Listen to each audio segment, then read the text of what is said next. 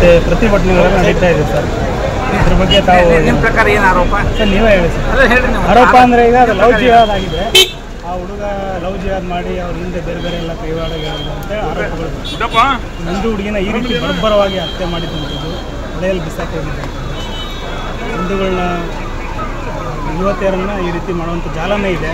ಅದರಲ್ಲಿ ಇದು ಒಂದು ಲವ್ ಜಿಹಾದ್ ಅಂತ ಒಂದು ಮೊದಲೇದು ಲವ್ ಜಿಹಾದ್ ಅನ್ನಲಿಕ್ಕೆ ಯಾವುದೇ ಕಾರಣಗಳಿಲ್ಲ.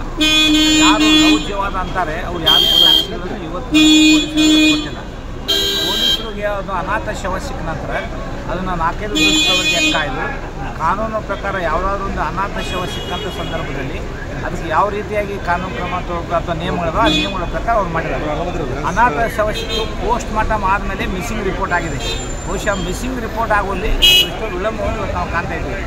ಒಂದು ವೇಳೆ ಅನಾಥ ಬಾಡಿ ಸಿಕ್ಕಾಗ ಮಿಸ್ಸಿಂಗ್ ಕಂಪ್ಲೇಂಟ್ ಏನಾದರೂ ಅಲ್ಲಿ ಇದ್ದಿದ್ರೆ ಅದು ಒಂದಕ್ಕೊಂದು ತಾಳೆಯಾಗಿ ಪೊಲೀಸರಿಗೆ ಪತ್ತೆ ಮಾಡಲಿಕ್ಕೆ ಒಂದು ದೊಡ್ಡ ಅವಕಾಶ ಇದೆ.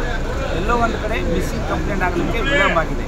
ಬಹುಶಃ ಪೊಲೀಸ್ ತನಿಖೆಯಲ್ಲಿ ನಾವು ಇವತ್ತವರೆಗೂ ಯಾವುದೇ ರೀತಿಯ ಒಂದು ವಿಳಂಬವನ್ನಾಗಲಿ ಅಥವಾ ಲೋಪವನ್ನಾಗಲಿ ಇವತ್ತು ನಾವು ಕಾಣ್ತಾ ಇಲ್ಲ.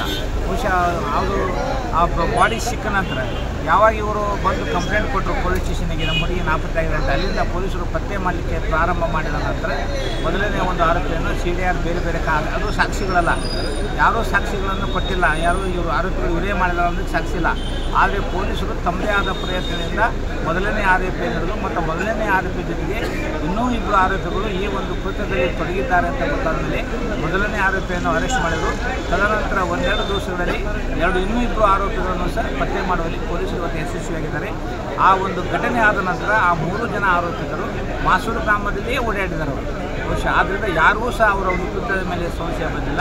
ಬಹುಶಃ ಲವ್ ಜಿಹಾದ್ ಅನ್ನಲಿಕ್ಕೆ ಬಹುಶಃ ಅವರಷ್ಟು ಸ್ನೇಹಿತರು. ಬಹುಶಃ ಒಂದು ಹೋರಿಯ ಒಂದು ಓಡಿಸುವಂಥ ಒಂದು ನಮ್ಮಲ್ಲಿನ ಹಬ್ಬಗಳಿವೆ. ಆ ಹಬ್ಬಗಳ ಲಿಂಕಿನಲ್ಲಿ ಪ್ರತಿಯೊಬ್ಬರು ಅಲ್ಲಿ ಅದ್ರ ಜೊತೆಗೆ ಬಂದಂಥವ್ರು.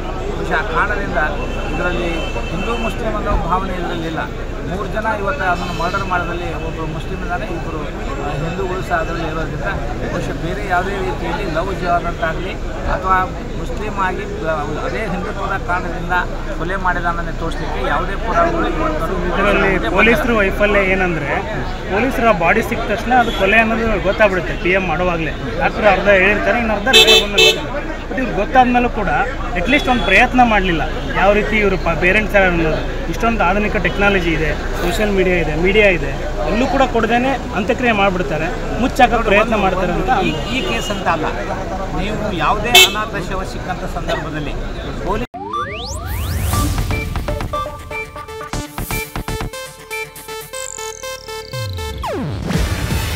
ಇದು ಏಷ್ಯಾನೆಟ್ ನ್ಯೂಸ್ ನೆಟ್ವರ್ಕ್ ಪ್ರಸ್ತುತಿ.